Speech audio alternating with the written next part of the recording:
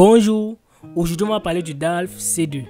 Rappelons d'abord que le DALF c'est le diplôme approfondi de langue française. Donc c'est un diplôme et non un test. Il faut rappeler aussi que le DALF C2 n'a que deux épreuves. Compréhension et production des écrits et compréhension et production orale. J'ai dit bien des écrits et non compréhension et production écrite. Bref, nous on va se concentrer sur la compréhension et production orale. Ça a trois épreuves ou alors trois parties. La première partie c'est le compte rendu, généralement appelé la présentation des documents. Ça se déroule de 5 à 10 minutes. Après, il y a ce qu'on appelle le monologue suivi, généralement appelé le point de vue argumenté ou alors le développement personnel. Ici, il s'agit de prendre une citation qu'on vous a donnée. On vous invite généralement autour d'une table ronde afin de débattre sur une question. Et là, il faut parler environ 10 minutes. Et enfin, il y a le débat avec le jury qui est aussi environ 10 minutes. Mais vous, ce que vous devez faire, c'est que vous devez prouver les dires. Prouvez vos dires. Est-ce que ce que vous avez eu à dire durant votre monologue ou alors durant votre développement personnel, vous êtes capable de prouver? On va vous poser des questions et parfois c'est très violent. Pas très violent dans la mesure où on vous blesse avec les mots, très violent dans la mesure où on contrecarre totalement vos arguments. Bon, parlons donc de la compréhension et production orale, beaucoup plus du compte rendu.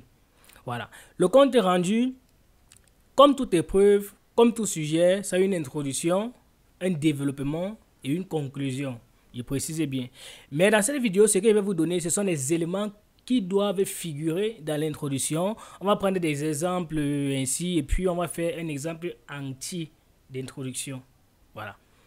Donc, première des choses, il faut donner le nom de l'émission. Tous les éléments que je vais vous donner, vous devez repérer ça dans les 15 premières secondes ou alors la première minute de l'audio. L'audio, c'est environ 15 minutes. Donc, quand on dit environ 15 minutes, ça peut être 14 minutes, ça peut être 15 minutes maximum, mais ça n'atteint jamais 16 minutes. Voilà. Donc, première des choses, c'est repérer le nom de l'émission.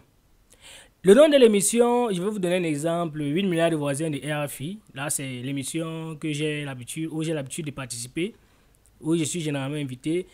8 milliards de voisins, c'est un exemple. Donc, vous devez repérer le nom de l'émission. En dehors du nom de l'émission, il y a le type d'émission. Il faut savoir si c'est une émission radiophonique ou alors une émission télévisée. C'est quoi la différence entre une émission radiophonique et une émission télévisée? Comme son nom l'indique, c'est que l'émission radiophonique provient de la radio et l'émission télévisée provient de la télé. Comment faire donc la différence? Parce qu'on écoute les deux uniquement. On écoute les deux, l'audio on écoute. On ne va jamais mettre une télévision pour que vous sachiez que ici c'est l'émission télévisée. Non. On ne va jamais mettre. Donc, comment savoir? Généralement, quand on est en train d'écouter, pour savoir que c'est une émission télévisée, on peut vous dire tout simplement, et voici, nous allons vous présenter les images de la canicule en France, ou alors des conséquences de la canicule en France. Vous savez qu'on ne présente pas des images à la radio, donc on va repérer facilement que c'est une émission télévisée. Donc, autre chose, on a parlé du nom de l'émission, du type de l'émission.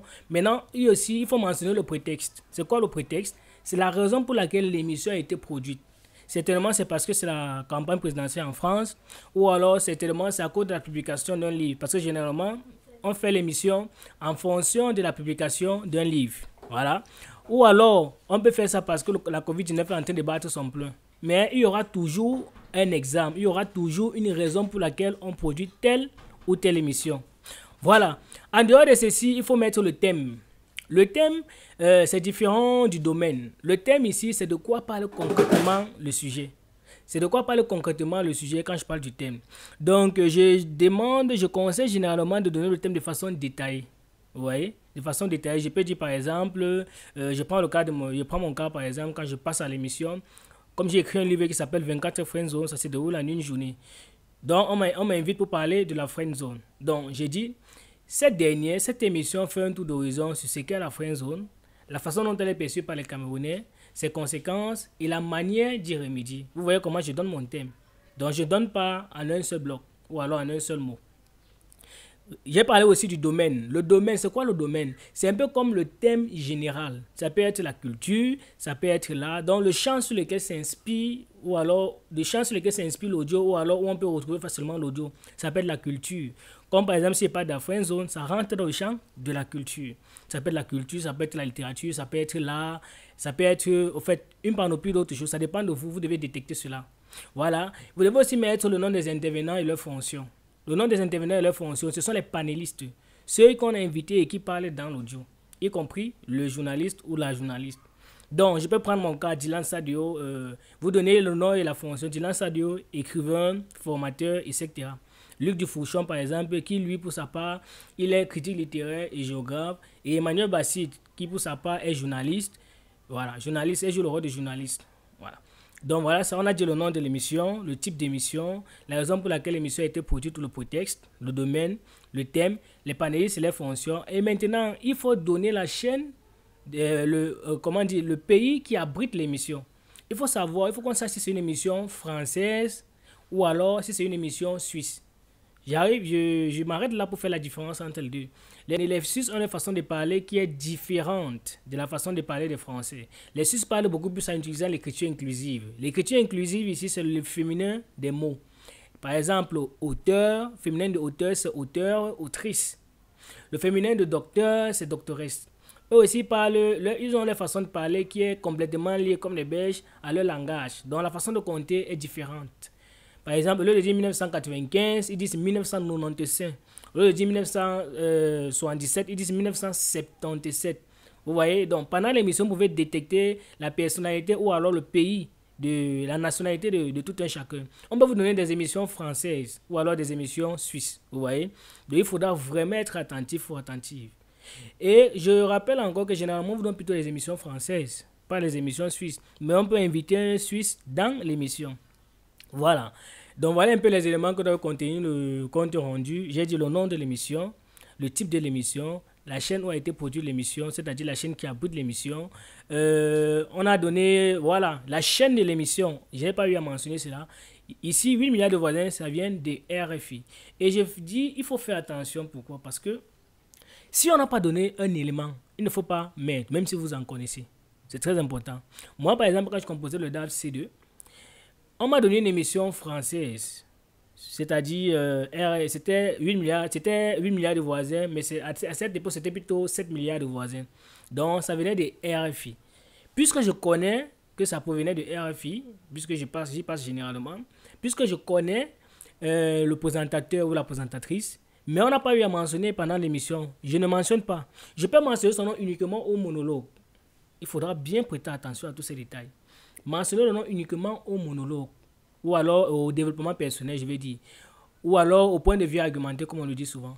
C'est mieux de mentionner là-bas et de prendre des éléments pour pouvoir défendre son opinion. Mais au compte rendu, quand on n'a pas donné un élément, il ne faut pas en produire. Je vais donc faire un exemple d'introduction entièrement faite. Je peux dire ceci. Supposons que nous sommes dans une émission française, RFI, émission radio, c'est RFI, et c'est 8 milliards de voisins. Là, c'est Emmanuel Bassit qui présente cela. Et je suis l'invité avec Luc Dufouchon. Voici un exemple.